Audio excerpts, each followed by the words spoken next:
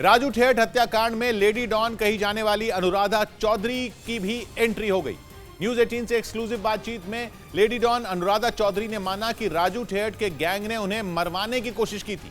3 दिसंबर को राजस्थान के सीकर में गैंगस्टर राजू ठेठ की गोली मारकर हत्या कर दी गई थी और इस वारदात को सुबह के वक्त सरेआम अंजाम दिया गया, जब 4 से 5 की संख्या में आए बदमाशों ने राजू ठेठ को उसके घर के आगे ही गोलियों से भून दिया था। और सीकर में हुई इस गैंग वॉर के बाद एक बार फिर आनंद पाल और उसे चलाने वाली लेडी डॉन अनुराधा चौधरी का नाम चर्चा में आ गया, क्योंकि पुलिस ने इस हत्याकांड को अंजाम देने वाले जिन 5 शूटरों को पकड़ा उनमें 2 आनंद पाल गैंग के ही थे। और न्यूज 18 से एक्सक्लूसिव बातचीत में खुद अनुराधा चौधरी ने माना कि राजू ठेठ उनका दुश्मन था। उन्होंने मरवाने की इस गैंग ने मेरे को कोशिश की थी। हालांकि लेडी डॉन कही जाने वाली अनुराधा चौधरी ने इस हत्याकांड में किसी भी तरह का हाथ होने से साफ इनकार कर दिया। गलत है, मेरा कोई इन्वॉल्वमेंट नहीं है, किसी तरीके का कोई रोल नहीं है। लेकिन हत्या के पीछे उनके करीबी लॉरेंस गैंग का भी नाम सामने आ रहा है, जिसे उन्होंने तब हाथ मिला लिया था जब 2017 में हुई एक मुठभेड़ में आनंद पाल को मार गिराया गया था। तब लेडी डॉन अनुराधा चौधरी ने ही काला जठेड़ी के साथ मिलकर गैंग की कमान संभाली और उसे मजबूत करने का काम शुरू किया था।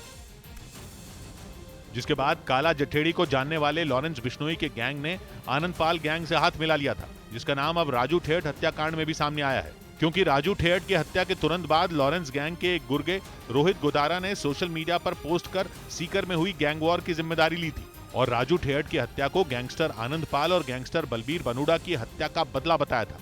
और इसी वजह से लेडी डॉन अनुराधा का नाम एक बार फिर चर्चा में आ गया। हालांकि उन्होंने लॉरेंस बिश्नोई से भी संबंध होने से इनकार कर दिया। न कभी मैं मिली हूँ और न कभी मेरी बात हुई है। लेकिन उन्होंने इस बात को जरूर माना कि राजू ठेठ ने 2017 के बाद से ही उनकी हत्या की साजिश रचनी शुरू कर दी थी और इसी वजह से वो आनंद पाल गैंग की नजरों में चढ़ गया था, जिसके बाद 3 दिसंबर को उसके अपने घर के बाहर ही मौत के घाट उतार दिया गया, जिसके बाद पूरे सीकर में तनाव फैल गया। एक रोज पहले राजू ठेठ की हत्या पर विरोध जताने के लिए सैकड़ों लोग सड़कों पर उतर आए। प्रदर्शन कर रही भीड़ सीकर के बड़े अधिकारियों का घेराव करने निकल पड़ी। वहां सड़कों पर पुलिस ने उन्हें रोकने के लिए बैरिकेड भी लगा दिए थे, लेकिन उन्हें गिरा दिया गया। इसके बाद भीड़ उस अस्पताल के बाहर पहुंच गई जहां राजू ठेठ और गैंग वॉर में मारे गए ताराचंद नाम के एक आदमी के शव रखे थे। लोग राजू ठेठ के परिवार को सुरक्षा और ताराचंद के परिवार को मुआवजा देने की मांग पर अड़ गए। हालांकि बाद में सारी मांगे माने जाने के बाद लोग शांत हुए। इस मैटर की पूरी जांच आईजी साहब के अंडर एसपी साहब खुद होंगे और उनकी टीम होगी। प्रदर्शन खत्म होने के बाद राजू ठेठ और ताराचंद के शवों का पोस्टमार्टम किया गया। इस बीच केंद्र सरकार ने भारत की अध्यक्षता में G20 समिट की रणनीति के मुद्दे पर सभी दलों की बैठक बुलाई, जिसमें G20 सम्मेलन की तैयारियों पर चर्चा हुई। और इस बैठक की अध्यक्षता प्रधानमंत्री ने की, जिसमें सभी दलों से सुझाव मांगे गए। ये बैठक राष्ट्रपति भवन में हुई, जिसमें बंगाल की मुख्यमंत्री ममता बनर्जी, दिल्ली के सीएम अरविंद केजरीवाल और महाराष्ट्र के सीएम एकनाथ शिंदे समेत कई नेता मौजूद रहे। भारत 1 दिसंबर को आधिकारिक रूप से G20 का अध्यक्ष बना था। उधर कतर में भारतीय नौसेना के 8 पूर्व अफसरों की हिरासत को बढ़ा दिया गया, जिसकी जानकारी हिरासत में लिए गए पूर्व सैनिकों के परिवार ने दी। बताया गया कि 30 अगस्त को कतर के सुरक्षा कर्मियों ने पूर्व सैनिकों को हिरासत में लिया था और कतर की एक अदालत ने इस मामले पर सुनवाई करते हुए उनकी हिरासत 1 महीने के लिए बढ़ा दी।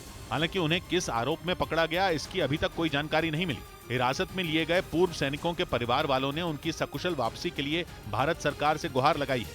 8 पूर्व नौसैनिक Dahra global technologies and consultancy services के लिए काम कर रहे थे, जो कतर की नौसेना को ट्रेनिंग और उपकरणों के रखरखाव की सेवा दे रही थी।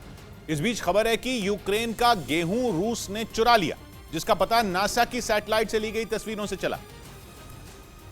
और पता चला कि रूस ने यूक्रेन के उन इलाकों से गेहूं काटा जहां उसका कब्जा है, क्योंकि यूक्रेन के किसान रूस के सैनिकों की वजह से वहां फसल नहीं काट पा रहे हैं, जिसका फायदा रूस उठा रहा है।